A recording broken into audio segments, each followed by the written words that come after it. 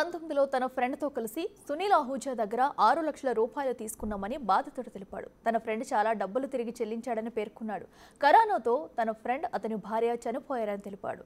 అప్పటి నుండి తను 18 లక్షల రూపాయలు సునీల్ ఆహూజాకు చెల్లించినట్లు తెలిపాడు. మరో 36 లక్షల రూపాయలు కడితేనే డాక్యుమెంట్లు ఇస్తానంటూ గన్తో బెదిరించాడని తెలిపాడు. సునీల్ ఆహూజా అతని అనుచరులు బెదిరించినట్లు తన దగ్గర ఆడియో, వీడియో ఆధారాలు ఉన్నాయంటున్న బాధితుడితో మా ప్రతినిధి ఫేస్ టు ఫేస్. వడ్డీ వ్యాపారి సునీల్ ఆహూజా బాధితుల సంఖ్య రోజురోజుకు పెరిగిపోతుంది. బాధితులు ఒకరొకరిగా బిగ్ టీవీ వద్ద క్యూ కడుతున్నారు. ఇప్పటివరకు కూడా మనం చాలామంది బాధితుల వారి బాధను బిగ్ టీవీతో పంచుకున్నారు. ప్రస్తుతం కూడా మనతోటి ఒక బాధితుడు వచ్చాడు. అసలు తిను సునీల్ ఆహూజా దగ్గరికి ఏ విధంగా వెళ్ళాడు, ఏ విధంగా మోసపోయాడు, ఇప్పుడు ఈయన తీసుకున్న డబ్బుకు ఎంతవరకు వడ్డీ వసూలు చేసి ప్రస్తుతం ఈయనకి ఏం చెప్తున్నాడు అనే విషయం కూడా బాధితుని అడిగి చెప్పుకుందాం.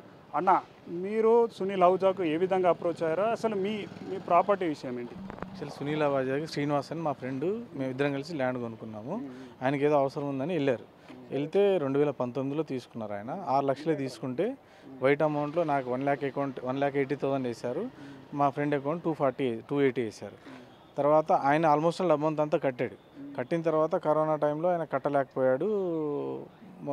కరోనాలో ఇద్దరు వైఫ్ అండ్ హస్బెండ్ ఇద్దరు చనిపోయి, ఇద్దరు ఆడపిల్లలు. తర్వాత 2021 నుంచి ఇప్పటివరకు నాతో 18 లక్షలు కట్టించుకున్నాడు ఆయన.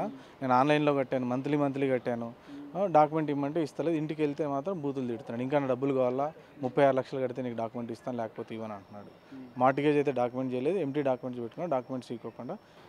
రీసెంట్గా కూడా 2 నెలల కిందట వెళ్ళాము. 5 lakhs ఇస్తాము, డాక్యుమెంట్స్ ఇచ్చేయంటే కూడా ఇవ్వను, 36 లక్షలు ఇస్తే ఇస్తాను. మళ్ళీ బెదిరిస్తున్నాడు వాడు.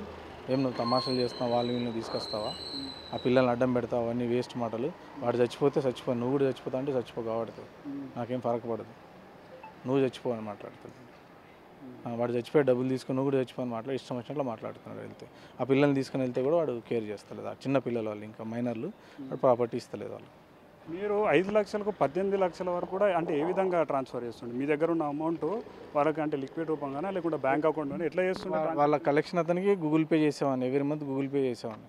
40,000, 50,000, 40,000, 50,000 కట్టకుంటే టార్చర్. 10వ తారీఖు లోపల కట్టకుంటే ఇంటికి పంపిస్తా అంటాడు.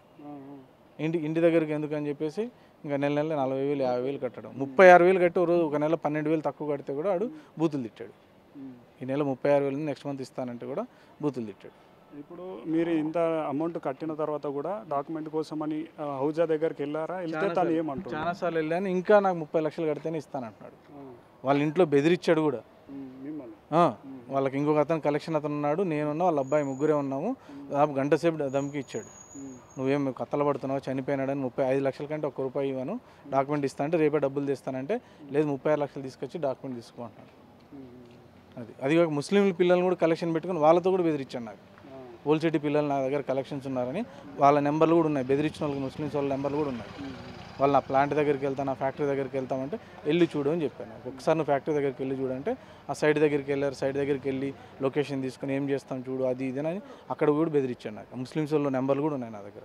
మిమ్మల్ని బెదిరించినట్టు కానివ్వండి, మిమ్మల్ని తిట్టినట్టు ఏమైనా ప్రూఫ్స్ కానీ అంటే రికార్డింగ్స్ కానీ రికార్డ్స్ ఉన్నాయి, బట్ నా వేరే మొబైల్లో ఉన్నాయి. ప్రతి కాల్ రికార్డు ఉంది ఆయన తిట్టింది. ఇంకా తర్వాత వాడు ఏం చేస్తాడు, ఎక్కువ శాతం America number, Dubai number, WhatsApp call చేస్తాడు. ఎవ్రీ మంత్ దానితోనే చేస్తాడు. మళ్ళీ వాడు తిరిగి మనం చేయకూడదు. వాడు చేసినప్పుడు ఎత్తాలా, చేస్తే నువ్వు ఎందుకు చేసావు, నేను చేసినప్పుడు ఎందుకు ఎత్తలే అంటాడు. వాడి దగ్గర చాలా పొగర మాటలు మాట్లాడేది, కులాన్ని తిట్టేది, వాడు చాలా గలీజ్ మాటలు మాట్లాడతాడు. మాకు డాక్యుమెంట్ ఇమ్మని చెప్పి లాస్ట్ మంత్ వెళ్తే ఎట్లా మాట్లాడంటే అట్లా మాట్లాడినాడు.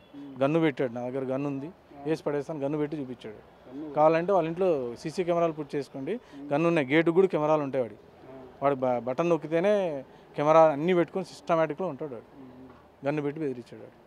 సాధారణ సామాన్యుడి నుంచి కూడా బిల్డర్ల వరకు కూడా సునీల్ ఆహూజా బాధితులైతే కోకొల్లలుగా బిగ్ టీవీ న్యూస్ ఛానల్ దగ్గరకు వస్తున్నారు. వారు కోరుకునేదాల్లో ఒకటి, ఇన్ని రోజులు జరిగింది మా దగ్గర వసూలు చేసిన దానికి అసలు కంటే కూడా వడ్డీతో పాటు చాలా ఎక్కువ రేట్లు వసూలు చేసినప్పటికీ మాకు సంబంధించిన ఆస్తి పత్రాలు ఇవ్వడం లేదు.